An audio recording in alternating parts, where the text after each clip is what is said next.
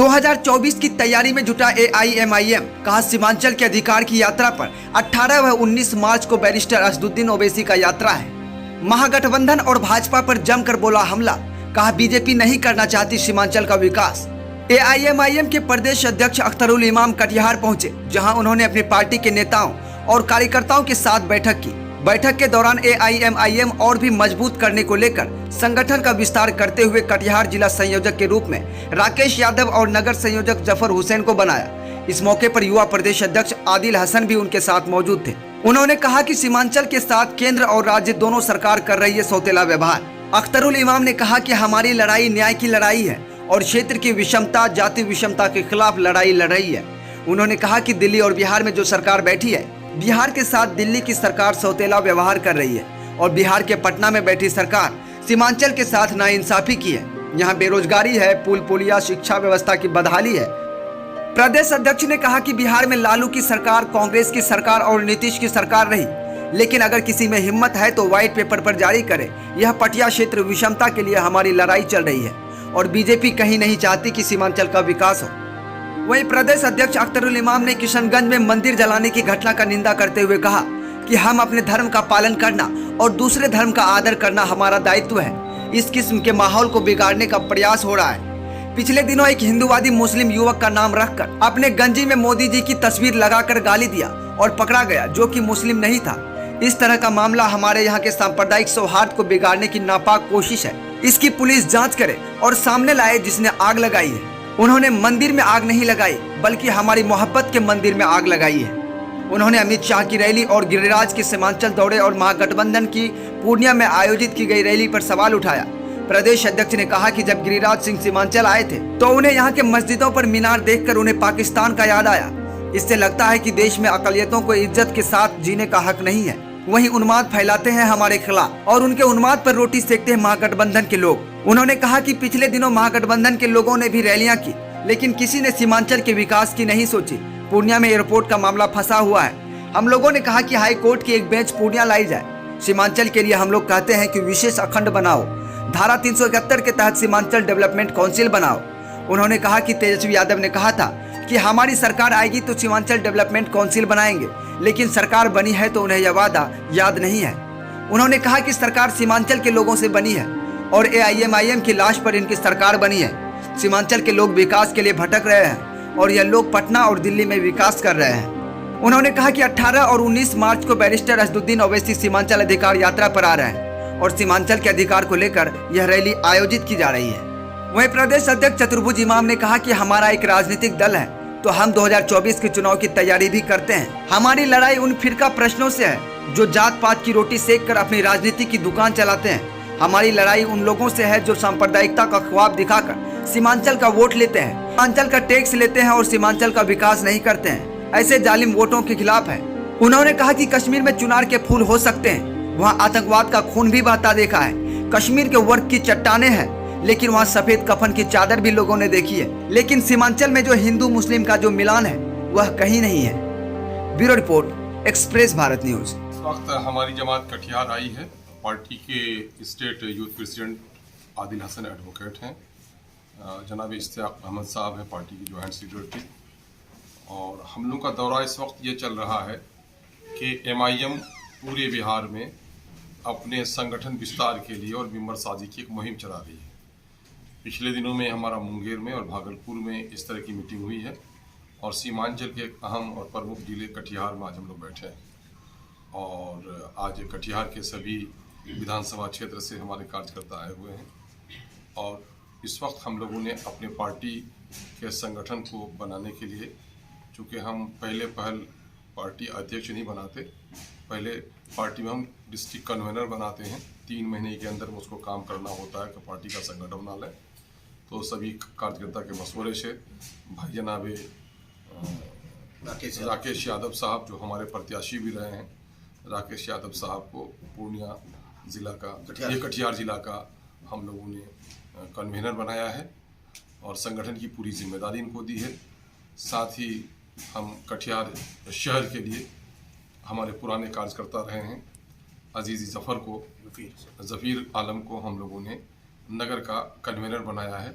इन लोगों की जिम्मेदारी होगी कि 3 महीने के अंदर में वार्ड से लेकर जिला स्तर तक तमाम तर इकाइयों का संगठन करें और मेंबरशिप का विस्तार करें। हम सत्ता के लोभ की लड़ाई नहीं लड़ते, हम जनता के दुख की समाधान की लड़ाई लड़ते हैं। हम इस मुल्क में संविधान को अक्षरशः पालन करने वाली सरकार चाहते हैं। हम इस मुल्क में ये चाहते हैं कि गांधी ने, मौलाना आज़ाद ने आज़ादी के वक्त नारा दिया था, गरीबों को सपना दिखाया था कि देश आज़ाद होगा, अंग्रेजों के चुंगल से मुक्त होगा, तो राजा का बेटा हो या मेहतर की संतान, सबको मिलेगा अवसर समान। तो ये 75 साल बाद भी ये ख्वाब पूरा नहीं हुआ है। हम उस ख्वाब की ताबीर बनना चाहते हैं। ओवैसी साहब का सीमांचल दौरा है, 2024 की तैयारी कही जाए इसको। देखिए, हमारी 2024 और 25 की तैयारी नहीं है सिर्फ, यकीनन है कि राजनीतिक दल है तो हम तैयारी भी करते हैं। हमारी लड़ाई उन फिरका परस्तों से है जो जात पात की रोटी सेक कर अपनी राजनीतिक दुकान चला रहे हैं, और हमारी लड़ाई उन लोगों से है जो लोग सांप्रदायिकता का खौफ दिखाकर सीमांचल का वोट लेते हैं, सीमांचल का टैक्स लेते हैं और सीमांचल में विकास नहीं करते हैं। ऐसी जालिम कुव्वतों के खिलाफ भी है। वो ये करनी है कि MIM जो बिहार में इस वक्त काम कर रही है, MIM न्याय की लड़ाई लड़ रही है और क्षेत्रीय जो विषमता है और जातीय विषमता है उसके खिलाफ हमारी लड़ाई चल रही है। इस वक्त बिहार में जो भी सरकारें दिल्ली में बैठी हों या पटने में बैठी हों, बिहार के साथ दिल्ली वालों ने नाइंसाफ़ी की है और बिहार की कुर्सी पटने में बैठे हुए लोगों ने सीमांचल के साथ भी नाइंसाफ़ी की है। हम तो लड़ाई पूरे बिहार के शोषित, दलित, अक़लियत और महरूम तबक़ात की लड़ाई लड़ रहे हैं, लेकिन पूरे बिहार में अगर देखा जाए तो सीमांचल के साथ सबने दुश्मनी की है। पलायन का मामला हो, नहीं रुका, नहीं थमा, फ्लड का मामला हो, ये चारों जिले बुरी तरह से प्रभावित हैं।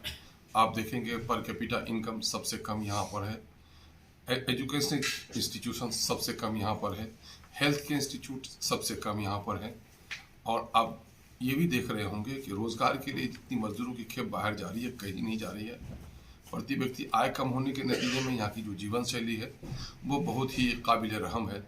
इन तमाम तर मुद्दों पर जो हम लोग लड़ाई लड़ रहे हैं कि बिहार में चाहे लालू जी की सरकार रही हो 15 साल तक और कांग्रेस की 56 साल की सरकार रही हो, या नीतीश कुमार के न्याय के साथ विकास की 17 साल की सरकार रही हो, किसी ने भी हमारे साथ इंसाफ नहीं किया। और हम ये चैलेंज करते हैं उनको कि अगर हम हिम्मत है तो वाइट पेपर जारी करें ये पार्टियां कि सीमांचल ने उनको सरकार के गठन के लिए कितना साथ दिया और उन्होंने सीमांचल का क्या साथ दिया। स्वतंत्रता प्राप्ति के वक्त पूरे बिहार में सबसे खुशहाल इलाका सीमांचल का था, और आज सारे आंकड़े कह रहे हैं, चाहे प्रति व्यक्ति आय हो, चाहे लिटरेसी रेट हो, चाहे एम्प्लॉयमेंट का मामला हो, इन तमाम तर मामले में, और फिर चाहे पानी की खराबी हो, आर्सेनिक हो, यूरेनियम हो, आयरन हो, बीमारों की संख्या हो, तो आप देखेंगे कि सबसे फिसड्डी अगर कोई क्षेत्र हो गया है तो सीमांचल का क्षेत्र हो गया है। सरकारों की अनदेखी के नतीजे में जो रीजनल डिस्क्रिमिनेशन इन लोगों ने किया है उसके खिलाफ हम लोगों की लड़ाई चल रही है। आज ये लोग, सीमांचल के लोग दिल्ली में कमाते हैं, पंजाब के खेतों में जलते हैं नौजवान हमारे, हरियाणा में जाकर सड़ते हैं, पत्थर तोड़ते हैं, तब टैक्स के पैसे से ये सरकार चलती है। हमारा जो आदमी प्रदेश जाता है सिर्फ वो अपने बीवी बच्चे माता पिता के लिए नहीं, बल्कि बिहार सरकार को 30% अपनी कमाई का हिस्सा देते हैं। और ये बेईमान लोग दिल्ली और पटने में फ्लाईओवर बनाते हैं, मेट्रो बनाते हैं, मेरीन ड्राइव्स बनाते हैं, और सीमांचल की नदियों पर आज पुल भी नहीं है। मानंदा हो, डोक हो, कनकई हो, मेची हो, आपका यहाँ बराड़ी का हिस्सा हो, कटाव का शिकार है। इस तरह प्रभावित बुरी तरीके से कहीं भी नहीं है। ये लोग हमारे साथ जो क्षेत्रीय विषमता है उसके खिलाफ हमारी लड़ाई चल रही है, और हम लोग उनको चैलेंज करते हैं कि तीनों जिनकी तरफ इशारा किया। बीजेपी तो खैर चाहती ही नहीं है कि सीमांचल का विकास हो, बीजेपी नहीं चाहती है कि दलितों का और अल्पसंख्यकों का विकास हो, लेकिन जो लोग दलित और अक़लियत के चैंपियन बने हुए अपने आप को सेकुलर कहते हैं, उन लोगों में हिम्मत हो तो वो लोग अपना रिपोर्ट कार्ड जारी करें कि सीमांचल को उसने क्या दिया है, सीमांचल की नाइंसाफ़ी की है। इसलिए हम लोग युवाओं को जगा रहे हैं, किसानों को जगा रहे हैं, मजदूरों को जगा रहे हैं कि बहुत हुई झंडा बरदारी, अब लेके रहेंगे हिस्सेदारी। ये नारा हमारा है और सब ने दिया है हमको चोट, अब अपनी पार्टी अपना वोट, हम लोग तो रही है। आपकी क्या राय है? नहीं, देखिए, सवाल ये पैदा होता है कि ये लोग खिलौने के तौर पर कुछ भी बना देंगे, लेकिन मुझे गर्व है अपने सीमांचल पर कि कश्मीर में चनार के फूल हो सकते हैं, लेकिन वहां आतंकवाद का खून भी बहता देखा है। कश्मीर के बर्फ की चट्टानें हो सकती हैं, लेकिन वहां सफेद कफन की चादरें भी लोगों ने देखी हैं। लेकिन अपने सीमांचल में जो सौहार्दपूर्ण माहौल रहा है, हम गरीब रहे हैं, फटेहाल रहे हैं, लेकिन हिंदू और मुसलमानों का जितना मिलन और संगम यहाँ पर है, उसकी सबूत भाई हमारे यादव जी हमारे पास बैठे हुए हैं और हमारी पार्टी ने इनको गले लगाने का काम किया। हमारी ये मित्रता, हमारी ये दोस्ती दिल्ली में और पटने में बैठे हुए राजनीतिक सौदागरों को अच्छा नहीं लगता तो वो कुछ भी बना सकते हैं। उसकी निंदा करता हूं, इस चीज को कभी मैं पसंद नहीं कर सकता। जिनका इस देश में अपने धर्म का पालन और दूसरे के धर्म का आदर करना हमारा दायित्व है, और इस किस्म के माहौल को बिगाड़ने का बहुत प्रयास हो रहा है। पिछले दिनों में ये नॉन मुस्लिम नाम रखकर अपने गंजी में मोदी जी को गाली दिया और पकड़ा गया तो मुस्लिम नहीं था। इस तरह के मामला हमारे वहां के सामाजिक सौहार्द को बिगाड़ने की नापाक कोशिश है, और इसकी पुलिस जांच करे और उस कमीने को सामने में लाए जिसने आग लगाई है। उसने मंदिर में आग नहीं लगाई है, बल्कि हमारी मोहब्बत के मंदिर में आग लगाई है। हम अपने मोहब्बत को निकलने नहीं देंगे। ये काम प्रशासन को करना चाहिए। शुक्रिया।